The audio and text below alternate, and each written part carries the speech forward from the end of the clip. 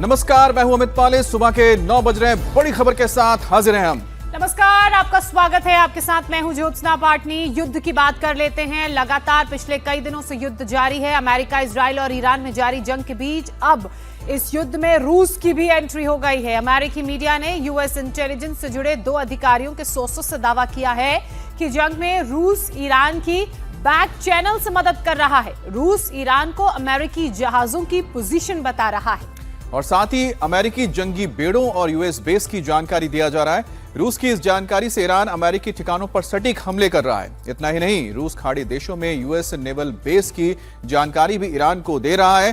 हालांकि अमेरिकी सरकार की तरफ से अभी तक इस तरह के दावों की कोई पुष्टि नहीं हुई है, लेकिन अमेरिकी मीडिया में छपी खबरों के मुताबिक रूस की ओर से काफी इंटेलिजेंस इनपुट्स दिए जा रहे हैं, यानी खुफिया जानकारी इस वक्त दी जा रही है ईरान को, जिसमें सैटेलाइट का इस्तेमाल किया जा रहा है और सैटेलाइट के जरिए अमेरिकी पोजीशंस, अमेरिकी बेसेस, अमेरिकी नौसेना के जहाजों के बेड़ों की पोजीशन, ये तमाम जानकारियां भेजी जा रही हैं ईरान को।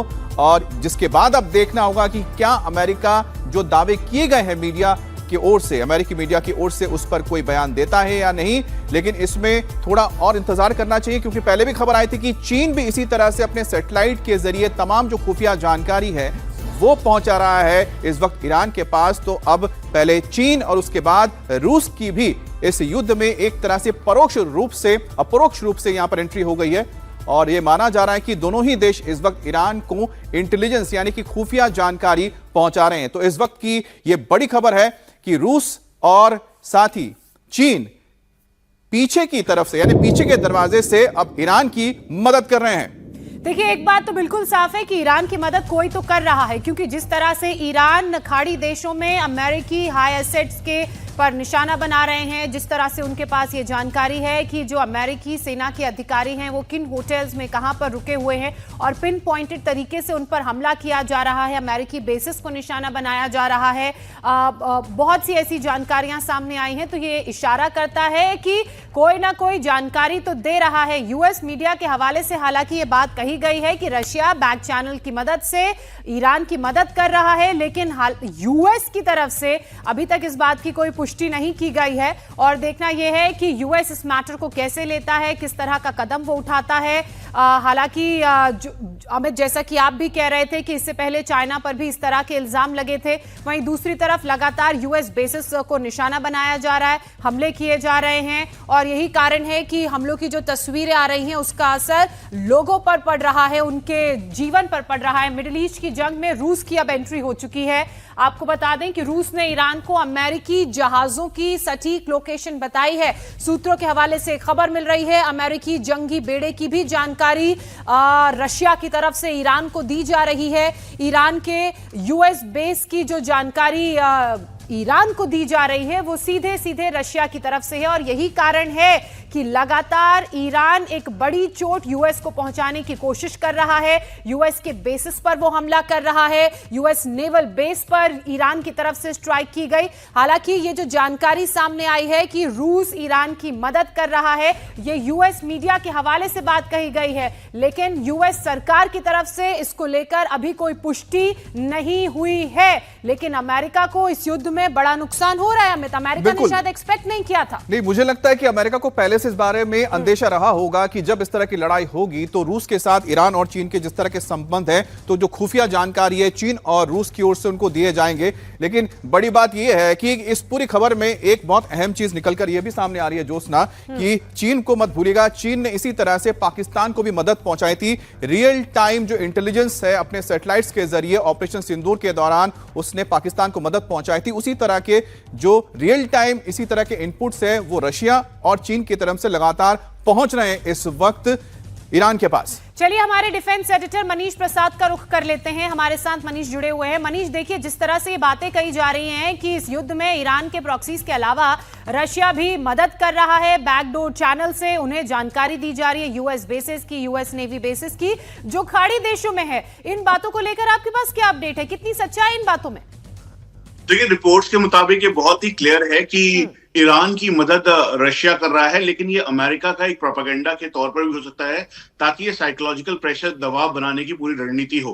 क्योंकि इस समय ईरान बहुत ही आउट ऑफ द सिलेबस जाकर, ऐसा अमेरिका ने एक्सपेक्ट नहीं किया था कि उन एरियाज को टारगेट करेगा जो कि डेप्थ एरिया के अंदर है, मेडिटेरियन सी के अंदर है, चाहे उनके वॉरशिप्स हो या फिर उसके अलावा जो मिलिट्री एसेट्स हैं, या फिर वो जगह जहां पर अमेरिकी इंटरेस्ट है, यूएई या फिर कुवैत के अंदर, जॉर्डन के अंदर, यहां तक कि साइप्रस और आसपास की जो सिटीज हैं उसके अंदर। तो इसीलिए इसको देखते हुए अमेरिका इस समय पूरी तरह से बहुत ही ज्यादा अंडर प्रेशर है, क्योंकि चाहे यूएई हो, कुवैत हो, ईरान, उसके अलावा इराक हो, उसके अलावा बाकी जो कंट्रीज हैं उनका दबाव उनके ऊपर है, क्योंकि गल्फ कंट्रीज इस युद्ध में अब पूरी तरह से इन्वॉल्व हो चुकी है। और यही वजह है कि ईरान के पास जो स्पेसिफिक पोजीशनिंग है अमेरिकी शिप्स की, अमेरिकी लोकेशंस की, अमेरिकी रडार्स की, यहां तक कि अमेरिकी जो नेवी सील या फिर अमेरिकी जो सोल्जर्स हैं वो किस होटल में रुके हुए हैं, उनकी पूरी डिटेलिंग है। इसी को लेकर ये इंटरप्रेट किया गया अमेरिका के द्वारा रिपोर्ट्स के मुताबिक कि रशिया एक इंपॉर्टेंट रोल में है। रशिया उनको जो सैटेलाइट इमेजेस हैं, उसके अलावा मैपिंग है, वो करके दे रहा है उनको रियल टाइम सिनेरियो में। उनको मनीष, जो बातें आप कह रहे हैं कि किस तरह से इनपुट दिए जा रहे हैं, उसी को लेकर मीडिया में जो दावे किए जा रहे हैं अमेरिका के, अगर वो सही निकलता है तो इसका नतीजा क्या होगा? अब ईरान ने मिसाइल और ड्रोन से इजराइल, बहरीन, कुवैत और जॉर्डन में यूएस बेस को निशाना बनाना तेज कर दिया। ईरान अब नेक्स्ट जनरेशन हथियारों का इस्तेमाल कर रहा है। साथ ही ईरान ने जंग को और भीषण करने का ऐलान कर दिया है। आईआरजीसी ने 2 Promise 4 की 23वीं वेव की घोषणा की है। ईरान की इस्लामिक रिवोल्यूशनरी गार्ड कोर ने खाड़ी देशों और इजराइल को निशाना बनाकर दर्जनों बैलिस्टिक मिसाइल लॉन्च की है। आईआरजीसी ने इसका एक वीडियो भी जारी किया है। इन हमलों के जरिए तेहरान दुनिया को अपने हथियारों की ताकत दिखा रहा है और ये आईआरजीसी की तरफ से, ईरान की तरफ से कहा भी गया था कि अब जो युद्ध है वो और भीषण होगा और जो इसकी दूसरी लहर है उसके नतीजे इन देशों को भुगतने पड़ेंगे, जिसमें इजराइल और यूएस शामिल है। ईरान ने सऊदी अरब पर हमले तेज कर दिए हैं। ईरान सऊदी अरब पर बैलिस्टिक मिसाइलों से सटीक हमले कर रहा है। ईरान ने अल खर्ज में प्रिंस सुल्तान एयरबेस पर बैलिस्टिक मिसाइल से हमला किया। इसमें एक बैलिस्टिक मिसाइल अमेरिकी सैनिकों के बेस के पास आकर गिर गई। और सूत्रों की माने तो ईरान को यूएस बेस की सटीक जानकारी है, जिसके बाद वो अमेरिकी एयरबेस को निशाना बना रहे हैं। देखिए, इस बात में कोई दो राय नहीं कि ईरान के पास ये इंटेल है कि अमेरिकी बेसिस कहां-कहां पर हैं, अमेरिकी सेना के अधिकारी कहां-कहां पर हैं, और यही कारण है कि लगातार पिन पॉइंटेड स्ट्राइक ईरान की तरफ से की जा रही है। अब तो दूसरे फेज में ईरान लगातार अपनी घातक मिसाइलों का इस्तेमाल कर रहा है। अब ईरान ने इराक में अमेरिकी ठिकानों को फिर से निशाना बनाया। इराक के बसरा में बुर्जेसिया ऑयल कॉम्प्लेक्स में एक यूएस कंपनी पर 2 कामिकेज ड्रोन्स यानी कि सुइसाइडल ड्रोन्स दागे गए हैं। शुक्रवार शाम को 2 ड्रोन ने यूएस कॉन्ट्रैक्टर्स के एनर्जी इंफ्रास्ट्रक्चर और फैसिलिटीज को तबाह कर दिया। ड्रोन ने बुर्जेसिया ऑयल कॉम्प्लेक्स में कंपनी के ऑफिस और वेयरहाउस को टारगेट किया था, जिसमें आग लग गई।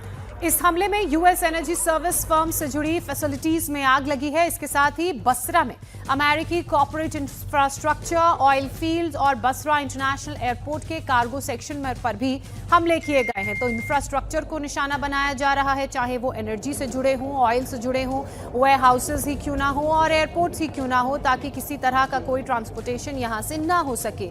ईरान ने इराक के बसरा में इन निशानों को अपने इन जगहों को अपने निशाने पर लिया, टारगेट पर लिया। एनर्जी इंफ्रास्ट्रक्चर और फैसिलिटीज पर हमला किया गया है। इसके अलावा ऑयल कॉम्प्लेक्स के ऑफिस और वेयर हाउस को भी निशाना बनाया गया है। और ये उस वक्त की तस्वीरें आप देख रहे हैं जब ईरान के अटैक में बसरा का आसमान आग के गोलों से और आग की चिंगारियों से दहल उठा था। अब ईरान ने इराक के बसरा के साथ साथ बगदाद को भी टारगेट किया। आईआरजीसी ने बगदाद के पास कैंप विक्ट्री पर हमला किया और यह वही बेस है जिसे अमेरिका ने इराक युद्ध के दौरान बनाया था।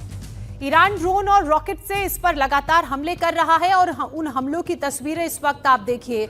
जो हमले हैं वो बहुत भीषण हैं। आग का गोला, बड़ा धमाका और उसके बाद उठता हुआ काला गहरा धुआं आसमान में आपको दिख रहा होगा। बगदाद की ये तस्वीरें। अमेरिकी ठिकानों को यहां पर भी निशाना बनाया जा रहा है। विक्ट्री कैंप पर ड्रोन से अटैक किया गया और ये वही कैंप है जो इराक युद्ध के दौरान अमेरिका ने यहां पर बनाया था। तो ये एक बड़ी मैसेजिंग और पोस्चरिंग ईरान की तरफ से भी लगातार हो रही है। अब यूएस, इजराइल और ईरान के बीच जारी जंग का आज 8वां दिन है। इजराइल का ईरान पर हमला लगातार जारी है। शुक्रवार को इजराइल ने वेस्ट ईरान के 400 से ज्यादा ठिकानों को टारगेट किया है और इनमें ballistic missile launcher, unmanned vehicle storage शामिल है। आईडीएफ ने हारोद इलाके में ईरानी डिफेंस सिस्टम को ले जा रहे एक ट्रक को भी उड़ा दिया। इजराइल की तरफ से कहा गया है कि इजरायली डिफेंस फोर्स ने बड़े पैमाने पर अभियान चलाते हुए सैकड़ों फाइटर जेट्स और भारी मात्रा में हथियारों का इस्तेमाल किया है। यूएस इजराइल हमलों में ईरान में अब तक 1332 लोगों की मौत की जानकारी है, जबकि हजारों लोग घायल हैं। 28 फरवरी से अब तक ईरान पर करीब 1300 से ज्यादा हमले हो चुके हैं। इजराइल का दावा है कि ईरान में 300 मिसाइल लॉन्चर्स तबाह किए गए हैं। हमलों की वजह से ईरान में कई जगह पानी और बिजली की सप्लाई ठप है। तेहरान की तस्वीरें, कई इलाकों से धुआं उठ रहा है। तेहरान में भी धुआं आसमान में उठता हुआ दिख रहा है। ईरान पर 400 से ज्यादा हमले किए गए हैं, इजरायली डिफेंस फोर्स का ये दावा है। इसके अलावा खामेनेई के बंकर को जब तबाह किया गया, उसकी तस्वीरें आपकी टेलीविजन स्क्रीन पर। तेहरान जो राजधानी है, वहां पर भी लगातार एक के बाद एक हमले किए जा रहे हैं और जो इंपॉर्टेंट ऑफिसर्स हैं उन्हें लगातार निशाना बनाया जा रहा है। और मिडल ईस्ट में जंग के 8वें दिन इजरायल के फाइटर जेट्स ने तेहरान पर जबरदस्त बमबारी की है। पश्चिमी तेहरान के कई इलाकों में जोरदार धमाकों की आवाज सुनाई दी है। इन धमाकों के बाद आग की लपटें भी उठती दिखी हैं। तो वहीं अमेरिकी राष्ट्रपति डोनाल्ड ट्रंप ने ईरान को बिना शर्त सरेंडर करने की चेतावनी दी है। इसके बाद इजराइल ने तेहरान और उसके आसपास हमले तेज कर दिए। डोनाल्ड ट्रंप लगातार बयान दे रहे हैं और लगातार ये कह रहे हैं कि ईरान को सरेंडर कर देना चाहिए, वरना नतीजे और गंभीर होंगे।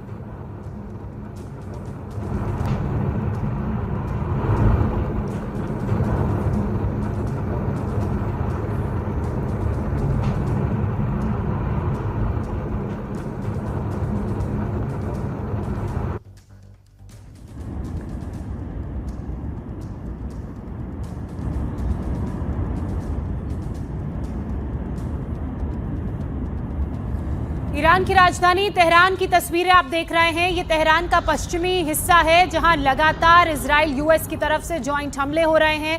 अब तक 1332 लोगों की मौत हो चुकी है। कई हजारों की संख्या में लोग ऐसे हैं जो घायल हैं। 400 से ज्यादा हमलों की बात इजरायली डिफेंस फोर्स की तरफ से की गई है। बैलिस्टिक मिसाइलों से यहां पर हमलों का दौर लगातार जारी है। अनमैन्ड व्हीकल स्टोरेज पर अटैक करने की बात भी सामने आई है। अब इजरायल ने ईरान के दूसरे शहरों को भी टारगेट पे लिया है। आईडीएफ ने कुर्दिस्तान के अंदर जाकर शाकेज पर जबरदस्त हमला किया। इजरायली फोर्स कुर्दिस्तान में आईआरजीसी के ठिकानों को टारगेट कर रही है और हमले के बाद शाकेज के बड़े इलाके में धुएं और धमाके की आवाज सुनाई दे रही है। فرمانداری طلعت هاتو اوكتي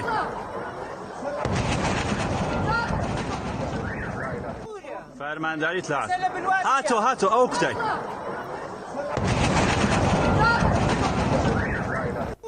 فرمانداری طلعت هاتو اوكتي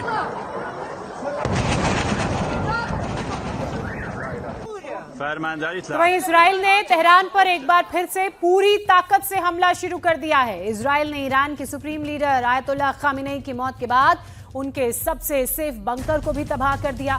50 Israeli air force fighter jets Tehran के बीचों बीच बने इस बंकर को तबाह करते दिखे हैं और उस तबाही का मंजर इस वक्त आप अपनी टेलीविजन स्क्रीन पर देख रहे हैं। ये वो खामेनेई का ठिकाना जिसे सबसे सुरक्षित माना जाता था, लेकिन अब ये सुरक्षित नहीं रहा, क्योंकि इजरायली डिफेंस फोर्स के फाइटर जेट्स ने ईरान के एयर स्पेस में घुसकर इन बंकर्स को पूरी तरह से तबाह कर दिया है। सेंटर में सरकार के लीडरशिप कॉम्पाउंड के नीचे ये बंकर था। शहर के सेंटर में कई सड़कें तक थी, जहां ये पूरा का पूरा इलाका, जिसे बंकर बताया जा रहा है, फैला हुआ था। अब इसे पूरी तरह से खत्म कर दिया गया है। ये ईरानी लीडरशिप के लिए एक बहुत महत्वपूर्ण जगह थी, बहुत स्ट्रेटेजिक जगह थी। इसका खत्म होना एक बड़ा मैसेज भी ईरान को देता है। अब यूएस इजरायली एयर स्ट्राइक में ईरानी कोर्ट और पुलिस हेडक्वार्टर को भी टारगेट किया गया, जिसका मकसद है इंटरनल सिक्योरिटी को कमजोर करना और सरकार पर दबाव बनाना। ये इमारत जो आप देख रहे हैं, जो हमले के बाद तहस नहस नजर आ रहा है, ये दरअसल ईरान में यानी तेहरान में पुलिस हेडक्वार्टर है और पुलिस हेडक्वार्टर को टारगेट किया गया और उसको तबाह कर दिया गया। इसी तरह से वहां मौजूद कई कोर्ट्स को भी इसी तरह से ध्वस्त कर दिया गया हमलों में। उसकी सबसे बड़ी वजह है कि जो पूरा का पूरा एक सिस्टम वहां पर मौजूद है, वहां पर जो एक लॉ एंड ऑर्डर की जो सिस्टम है, उस लॉ एंड ऑर्डर को पूरी तरह से तहस नहस करना, ताकि अंदर विद्रोह को और ज्यादा तेजी मिल सके। अमेरिकी राष्ट्रपति डोनाल्ड ट्रंप ने एक बार फिर ईरान को चेतावनी दी है। ट्रंप ने ईरान को बिना शर्त सरेंडर करने के लिए कहा है। सोशल मीडिया पर डोनाल्ड ट्रंप ने एक पोस्ट पर कहा कि ईरान के साथ कोई समझौता नहीं होगा जब तक ईरान बिना शर्त आत्मसमर्पण नहीं करता। ईरान के साथ किसी भी तरह की डील संभव नहीं है। और अनकंडीशनल सरेंडर करने की बात कर रहे हैं डोनाल्ड ट्रंप, और इसके बाद एक बेहतरीन नेतृत्व चुना जाएगा। उनका यह कहना है कि कोई भी नेतृत्व ईरान में उनके बिना नहीं हो सकता है, और उनका एक ही कंडीशन है, यानी कि उन्होंने सिर्फ एक ही विकल्प दिया है इस वक्त ईरान को कि आप आत्मसमर्पण कर लो। और इसके साथ ही राष्ट्रपति ट्रंप ने कहा कि अब ईरान के पास कुछ भी नहीं बचा, उसकी आर्मी खत्म हो चुकी है, उसकी नौसेना के पास कुछ नहीं बचा है, सभी शिप डुबाए गए हैं और उनके लीडर्स भी खत्म कर दिए गए हैं। जो कुछ बचा है वो छोटे नेता है, और अगर उन्होंने सरेंडर यानी कि आत्मसमर्पण नहीं किया अमेरिका के सामने तो वो भी खत्म कर दिए जाएंगे। Iran were doing very well. Somebody said, how would you score it from 0 to 10? I said, I'd give it a 12 to a 15. Their army is gone. They're just about, look, their navy is gone. Their communications are gone. Their leaders are gone. 2 sets of their leaders are gone. They're down to their 3rd set. Their air force is wiped out entirely. Think of it. They have 32 ships. All 32 are at the bottom of the ocean. Other than that, they're doing very well, Coach. Very well. We're doing, our military is doing phenomenally. That's the big thing for this week. We seem to have a new. Israel का Lebanon में Hezbollah के ठिकानों पर हमलों का दौर भी लगातार जारी है। बेरूत पर इजराइल की लेटेस्ट हमले की तस्वीरें सामने आई हैं। बेरूत का जो दक्षिणी इलाका है वहां पर इजराइल ने जबरदस्त बमबारी की है। इस इलाके में बमबारी से पहले इजराइल ने लोगों से इलाका खाली करने के लिए कह दिया था। इसके बाद ही बमबारी का दौर शुरू किया गया। धमाके के साथ ये इमारत धराशायी हो गए और धुएं का गुबार आसमान तक फैल गया। इजराइल का दावा है कि बेरूत के तायूने की ये बिल्डिंग हिजबुल्लाह का ठिकाना था, इसलिए इसे तबाह कर दिया गया। तस्वीरें आपके सामने देखिए, कितना बड़ा धमाका इजराइल की तरफ से किया गया। पूरा रिहायशी इलाका है, उस रिहायशी इलाके के बीच में एक ऐसी इमारत जो हिजबुल्लाह का ठिकाना थी, हिजबुल्लाह के लोग यहीं से ऑपरेट कर रहे थे, उसे पूरी तरह से इस हमले में उड़ा दिया गया। हालांकि लोगों को पहले ये वार्निंग दे दी गई थी कि वो इलाके को खाली कर दें ताकि वो कैजुअल्टी ना हो।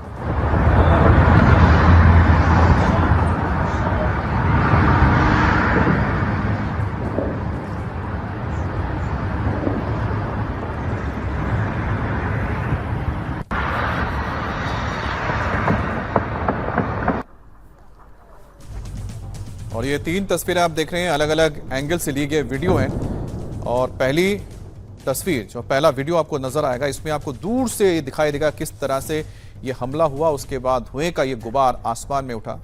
और 3 नंबर कैमरे से जो वीडियो आप देख पा रहे हैं उसमें आप देखिए जो जमीन पर मौजूद थे उस वक्त उन्होंने जब इस धमाके को देखा तो ये कितना भयावह दृश्य था जिस वक्त ये धमाका हुआ। इसी बीच एक और बड़ी खबर, मिडिल ईस्ट में जारी जंग के बीच तेल की कीमतों में भारी बढ़ोतरी दर्ज की जा रही है। क्रूड ऑयल की कीमत $90 प्रति बैरल के पार पहुंच गई है, ऐसा ही अनुमान भी था। तो अब भारत में भी इस जंग का असर दिखने लगा है। आज से रसोई गैस के सिलेंडर की कीमतों में इजाफा हो गया है। घरेलू गैस सिलेंडर आज से 60 रुपए महंगा हो गया है। घरेलू गैस सिलेंडर की कीमत 913 रुपए हो गई है। वहीं कमर्शियल सिलेंडर के दामों में भी इजाफा हुआ है, 115 रुपए महंगा होकर अब ये 1883 रुपए तक पहुंच चुका है। तो जंग का असर, जंग की मार अब भारत में भी पड़ रही है। रसोई गैस महंगी हो गई है। घरेलू सिलेंडर की बात की जाए तो इसकी कीमतों में 60 रुपए का इजाफा हुआ है। तो वहीं कमर्शियल सिलेंडर की कीमतों में 115 रुपए का इजाफा हुआ है। घरेलू गैस की नई कीमतें 913 रुपए पर सिलेंडर है, तो वहीं कमर्शियल गैस की नई कीमतें 1883 रुपए पर सिलेंडर हो गई है। और अब लौटते हैं देश की खबरों की ओर। यूपी के गोरखपुर में बेकाबू फॉर्च्यूनर की टक्कर से स्कूटी सवार एमबीबीएस छात्र समेत 2 लोगों की मौत के मामले में बड़ी गिरफ्तारी हुई है। आरोपी गोल्डन साहनी को कोर्ट ने 14 दिन की रिमांड पर भेज दिया है। पुलिस ने नशे की हालत में फॉर्च्यूनर चला रहे आरोपी गोल्डन साहनी को होली वाली रात फुल स्पीड में रॉन्ग साइड पर ड्राइव करने के कारण गिरफ्तार किया। चूंकि इस दौरान उसने 2 स्कूटी वालों को जोरदार टक्कर मारी थी। ओवरब्रिज पर फॉर्च्यूनर की टक्कर के बाद स्कूटी सवार एमबीबीएस के छात्र की मौके पर ही मौत हो गई थी।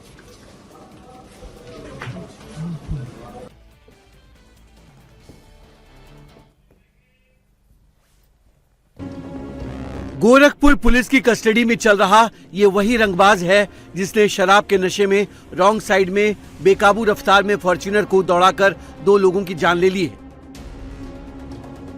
रील बनाने और तेज रफ्तार कार चलाने के शौकीन गोल्डन साहनी को पुलिस ने गिरफ्तार कर जेल तो भेज दिया है, लेकिन उसकी अकड़ फिर भी कम नहीं हुई है। पुलिस कस्टडी में भी गोल्डन यूपी सरकार के एक मंत्री को अपना फूफा बताता है और महज 2 दिन पहले उसकी लापरवाही के कारण हुई मौत का उसे जरा भी अफसोस नहीं है। 2 गाड़ियों में ठोकर मारी थी जिसमें 2 घायल हुए थे और दोनों लोगों की दुखद मृत्यु हुई है। इसमें गाड़ी को भी हमने कब्जे में लिया है और अभियुक्त का न्यायालय से रिमांड लिया है और उसे जेल भेजा। एसयूवी के काफिले में घूमने और तेज रफ्तार कार चलाने वाले प्रॉपर्टी डीलर गोल्डन साहनी ने होली के दिन अपनी बेकाबू फॉर्च्यूनर से 2 स्कूटी में टक्कर मार दी थी। हादसे में स्कूटी सवार एमबीबीएस छात्र आकाश पांडे की मौके पर ही मौत हो गई। तो वहीं टक्कर में बुरी तरह घायल उमेश शर्मा ने गुरुवार देर रात एम्स में इलाज के दौरान दम तोड़ दिया। हादसे के बाद गोल्डन साहनी फॉर्च्यूनर लेकर फरार हो गया था, लेकिन पुलिस ने 1 घंटे के बाद ट्रेस कर उसे गिरफ्तार कर लिया। बुधवार रात गोरखपुर के मोहद्दीपुर कौवाबाग ओवरब्रिज पर हुआ हादसा इतना भयानक था कि आसपास के लोग तेज धमाके की आवाज से सहम गए थे। तो मैं देखा कि एक लड़का इधर पुल के किनारे बॉडी पड़ी हुई है। उसके बाद मैंने बॉडी को देखते हुए सूचना दिया प्रशासन को। प्रशासन आई, अपना कार्रवाई की, तो पता चला कि 2 स्कूटी हनुमान मंदिर गली के सामने टूटी हुई पड़ी हुई है।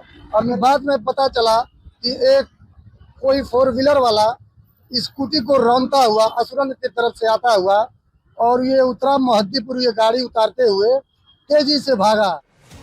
सोशल मीडिया पर खुद को यूपी सरकार के मंत्री का करीबी बताने वाला गोल्डन साहनी अब पुलिस कस्टडी में है। पुलिस के मुताबिक उसके नशे में गाड़ी चलाने की पुष्टि हुई, जिसके बाद कोर्ट ने उसे 14 दिन की रिमांड पर भेज दिया है। इधर बीआरडी मेडिकल कॉलेज के छात्र अपने साथी आकाश पांडे की मौत से काफी गुस्से में हैं। कैंडल मार्च निकालकर इन छात्रों ने आकाश को इंसाफ दिलाने और गोल्डन साहनी पर कड़े एक्शन की मांग की है। दिल्ली के उत्तम नगर में होली के दिन मामूली विवाद में युवक की हत्या के मामले में लोगों का गुस्सा फूट पड़ा। लोगों ने सड़क जाम कर प्रोटेस्ट किया। पुलिस से आरोपियों की गिरफ्तारी और उनके खिलाफ बुलडोजर वाली कार्रवाई की मांग की। गुस्साए लोगों ने आरोपियों के घरों में तोड़फोड़ की तो आरोपियों के घर के बाहर खड़ी बाइक और कार में आग लगा दी।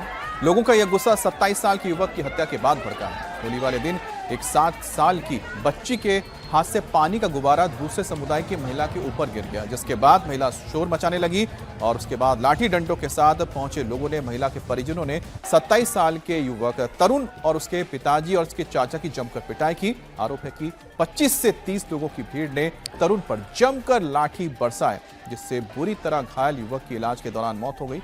उत्तम नगर के जेजे कॉलोनी के ए ब्लॉक में तरुण का परिवार रहता है। युवक की मौत से नाराज लोगों ने थाने का घेराव किया, सड़क जाम किया, प्रोटेस्ट किया। लोग कुछ देर तक उत्तम नगर मेट्रो स्टेशन के पास वाली सड़क पर जाम लगाए बैठे, जिसे खाली कराने के लिए पुलिस ने हल्का बल प्रयोग किया। तरुण की हत्या के मामले में एक्शन लेते हुए पुलिस ने 4 आरोपियों को अरेस्ट किया है। बाकी आरोपियों की तलाश हो रही है। अब परिवार चाहता है कि इनके खिलाफ वही एक्शन हो जो यूपी में देखने को मिलता है, यानी बुलडोजर से घर को ध्वस्त करें और जो आरोपी हैं उनका एनकाउंटर करें।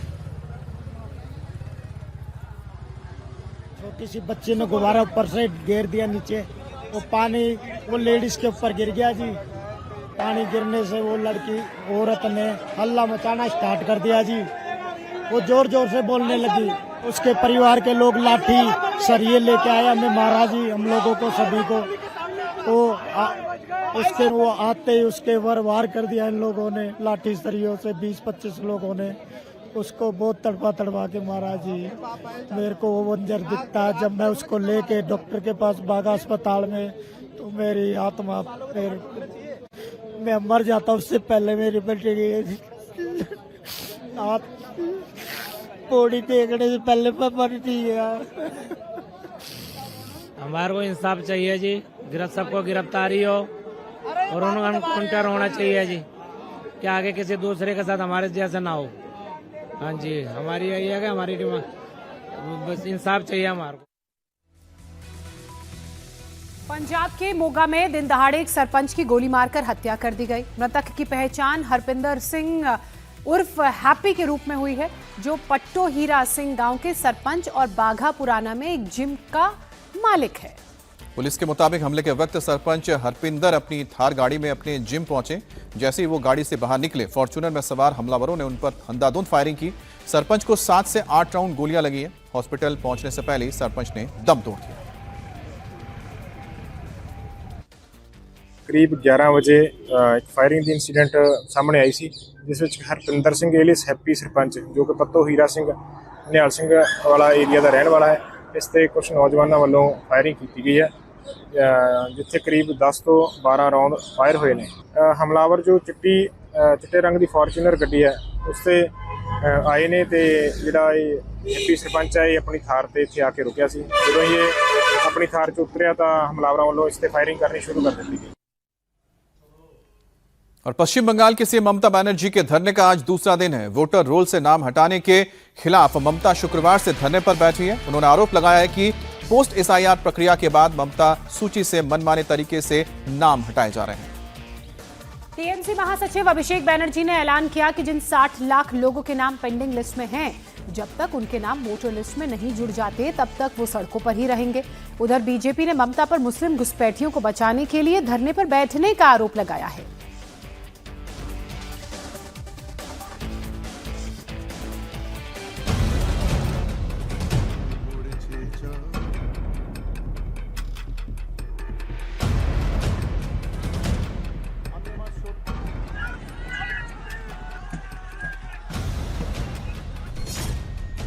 बंगाल में फिर एसआईआर पर बवाल।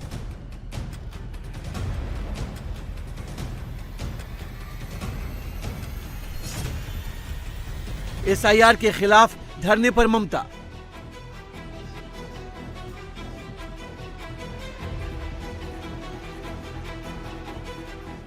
एसआईआर की प्रक्रिया के खिलाफ पश्चिम बंगाल की सीएम ममता बनर्जी कोलकाता के एस्प्लेनेड मेट्रो चैनल पर धरने पर बैठी हैं।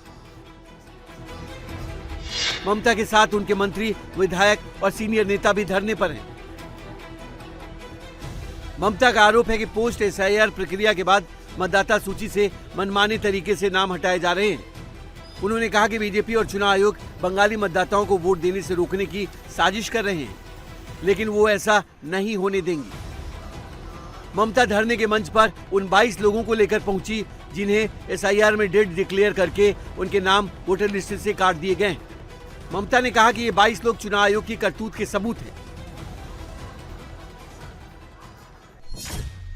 टीएमसी का आरोप है कि चुनाव आयोग वोटर लिस्ट का स्पेशल इंटेंसिव रिवीजन राजनीतिक मकसद से कर रहा है। हटाए गए नामों में अल्पसंख्यक, प्रवासी मजदूर और आर्थिक रूप से कमजोर वर्ग के लोग ज्यादा प्रभावित हुए हैं। वोटर लिस्ट से 1 करोड़ से ज्यादा नाम हटाने का लक्ष्य प्रक्रिया शुरू होने से पहले ही तय कर लिया गया था। ममता के मंच पर टीएमसी के महासचिव अभिषेक बनर्जी ने कहा कि एसआईआर प्रोसेस शुरू होने से पहले ही बीजेपी नेताओं ने कह दिया था कि बंगाल में 1.25 करोड़ वोटर हटेंगे और ऐसा ही हो रहा है। अभिषेक बनर्जी ने कहा कि जिन 60 लाख लोगों के नाम पेंडिंग लिस्ट में हैं, जब तक उनके नाम वोटर लिस्ट में नहीं जुड़ जाते तब तक वो सड़क पर ही रहेंगे।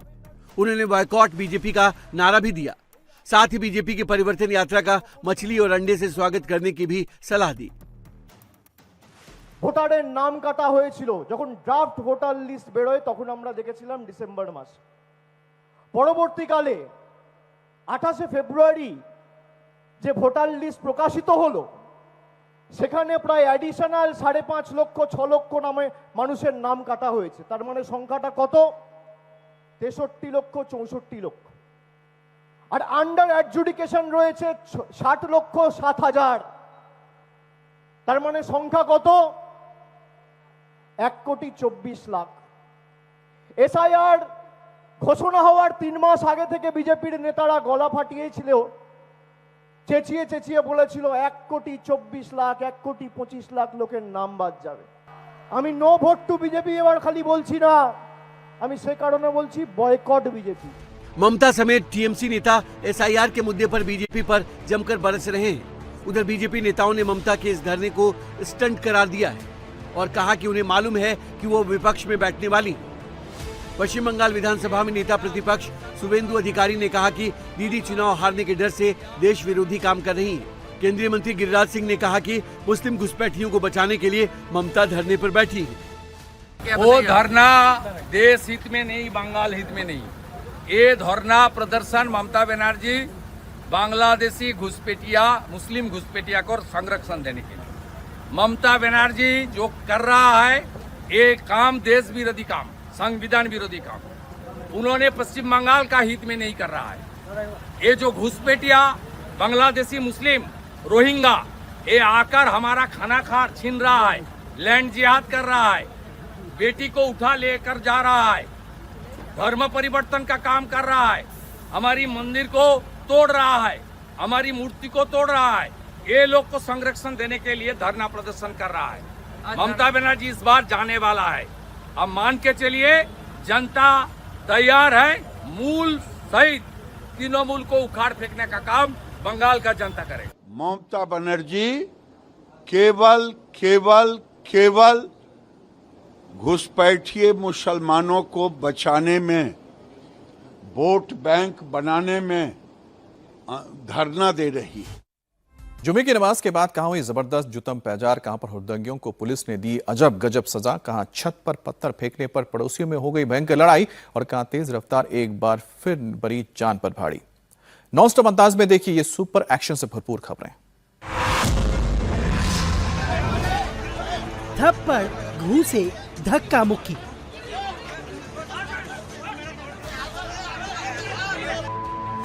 बीच बाजार सब कुछ हो रहा है। दनादन थप्पड़ बरस रहे थे तो ताबड़तोड़ घूंसे भी चल रहे थे।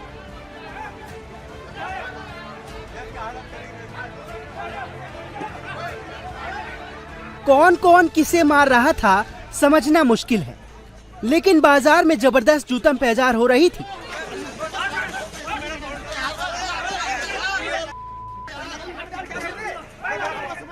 यहाँ लड़ने वाले कम हैं, बचाने वाले ज्यादा।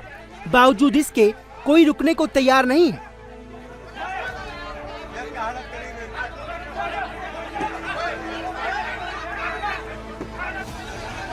मारपीट की यह घटना उत्तर प्रदेश के बागपत की है, जहां बड़ा बाजार स्थित छत्ते वाली मस्जिद के बाहर जुम्मे की नमाज के बाद दो गुटों में विवाद हो गया, जो इतना बढ़ा कि हाथापाई और मारपीट में तब्दील हो गया।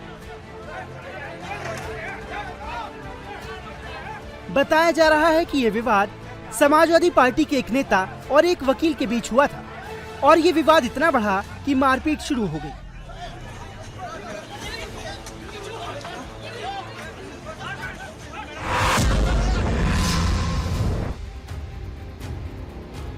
गुरुद्वारे के कैंपस में कुछ लोग दिख रहे हैं।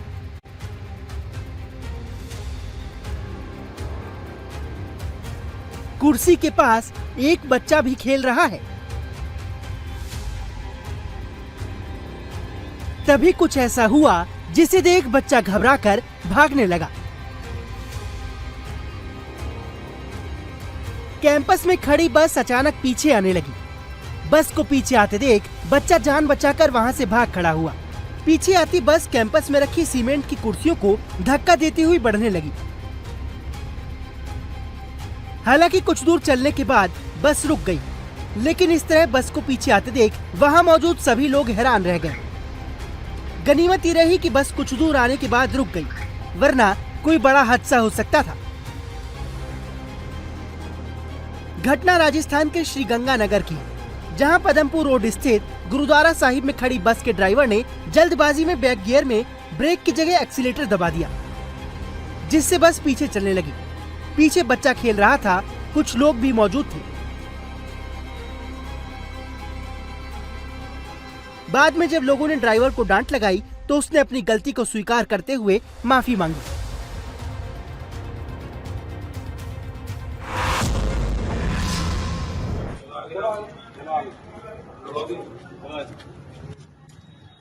कान पकड़ ले सही से,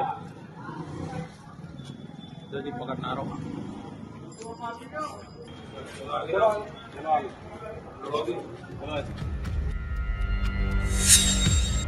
हुड़दंगियों का ट्रीटमेंट योगी की पुलिस कैसे करती है, वो इन तस्वीरों को देखकर समझ लीजिए।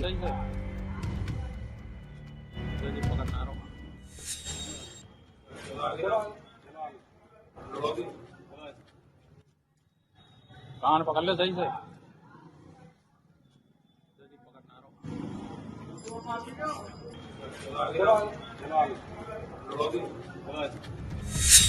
कान पकड़कर मुर्गा बनकर चल रहे इन हुड़दंगइयों की सारी हेकड़ी अच्छी तरह से निकाल दी गई है। सबका इलाज सही तरीके से कर दिया गया है। चारों को मुर्गा बनाकर न सिर्फ थाने के बाहर चक्कर लगवाए गए बल्कि माफी भी मंगवाई गई। वीडियो यूपी के फिरोजाबाद का है, जहां होली पर हुड़दंग करने वालों को पुलिस ने अच्छा सबक सिखाया।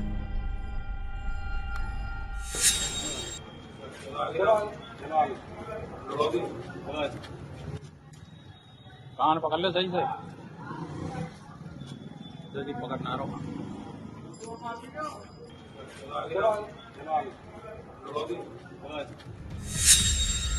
मामला दक्षिण थाना क्षेत्र का है, जहां होली वाले दिन ये चारों शराब के नशे में सड़कों पर तेज आवाज में शोर मचाते हुए हुड़दंग कर रहे थे।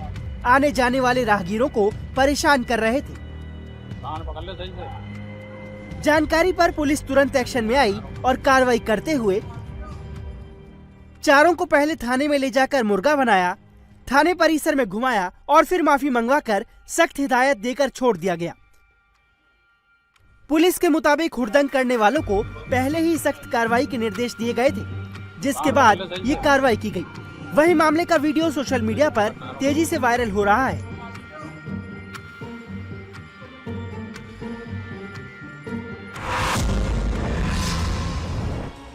टक्कर इतनी जबरदस्त हुई कि बाइक के परखच्चे उड़ गए।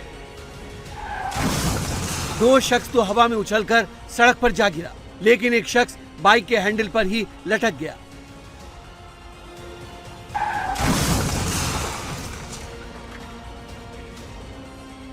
तस्वीरें एक बार फिर देखिए, जहां सड़क पर ट्रैफिक सामान्य रूप से चल रहा था, लेकिन तेज रफ्तार एक बार फिर जान पर भारी पड़ी और दो बाइक सवारों की आमने सामने की टक्कर हो गई। एक बाइक पर दो लोग सवार थे, जबकि दूसरी पर एक युवक था, जिसकी स्पीड इतनी ज्यादा थी कि वो बाइक को संभाल तक नहीं पाया और सामने की बाइक में जबरदस्त टक्कर मार दी। भयानक हादसे का वीडियो सूरत के बराछा का है, जहां जोरदार टक्कर में एक युवक की मौत हो गई, जबकि अन्य घायलों को अस्पताल में भर्ती कराया गया है। घटना 4 मार्च शाम करीब 6 बजे की है। पुलिस के मुताबिक लाल रंग की शर्ट पहने राम प्रसाद राजपूत बाइक को तेज रफ्तार और लापरवाही से चला रहा था। इसी दौरान सामने से अपनी साइड में आ रही बाइक को उसने जोरदार टक्कर मारी। टक्कर इतनी भीषण थी कि एक बाइक सवार हवा में 10 फीट उछलकर दूर जाकर गिरा, जबकि दूसरा बाइक चालक बाइक पर ही बेहोश होकर गिर पड़ा, जिसकी इलाज के दौरान मौत हो गई। वही मामले में पुलिस ने आरोपी बाइक चालक के खिलाफ मामला दर्ज कर जांच शुरू कर दी है।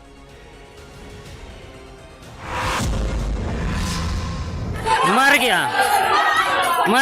गया, खत्म कहानी यहीं पे। 1, 2, 3, 4 और ये 5 दे दनादन ईंट पत्थरों से वार हो रहा है। 2 शख्स बेसुध हालत में खून से लथपथ सड़क पर पड़े हैं। हमलावर उन पर ईंट मार रहे हैं और चारों ओर चीख पुकार मची है। मर गया, खत्म कहानी यहीं पे। दिल दहला देने वाला ये वीडियो यूपी के गोरखपुर का है, जहां गुलरिहा थाना क्षेत्र में होली के दिन 2 पक्षों के बीच हुए विवाद ने हिंसक रूप ले लिया। जानकारी के मुताबिक होली खेलने के दौरान 2 पक्षों के बीच कहासुनी हुई और फिर मामूली कहासुनी ने हिंसक रूप ले लिया। देखते ही देखते दोनों पक्षों के बीच जमकर ईंट पत्थर चलने लगे, जिसमें 5 लोगों के सिर फट गए और कई अन्य लोग घायल हो गए। घायलों को इलाज के लिए अस्पताल में भर्ती कराया गया। वहीं मामले में पुलिस ने FIR दर्ज की। सभी आरोपियों को गिरफ्तार कर जेल भेज दिया गया है। पुलिस के मुताबिक दोनों पक्षों के बीच पहले से पुरानी रंजिश थी। इसी को लेकर कहासुनी हुई और फिर विवाद मारपीट में बदल गया। 2 पक्षों के बीच जमकर मारपीट हो रही है। लात, घूसे, थप्पड़ और पत्थर सब चल रहे हैं और इस लड़ाई में महिला से लेकर पुरुष तक सब कूद पड़े हैं। मारपीट का ये वीडियो यूपी के ग्रेटर नोएडा का है, जहां जेवर थाना क्षेत्र के जहांगीरपुर कस्बे में छत पर पत्थर फेंकने को लेकर पड़ोसियों के बीच विवाद हो गया। विवाद इतना बढ़ा कि एक पक्ष ने दूसरे पक्ष पर क्रिकेट बैट से हमला कर दिया। मारपीट में दोनों ही पक्ष के लोगों को गंभीर चोटें आईं, जिन्हें अस्पताल में भर्ती कराया गया है। वहीं मामले में पुलिस ने दोनों पक्षों की शिकायत पर एक दूसरे के खिलाफ एफआईआर दर्ज कर जांच शुरू कर दी है।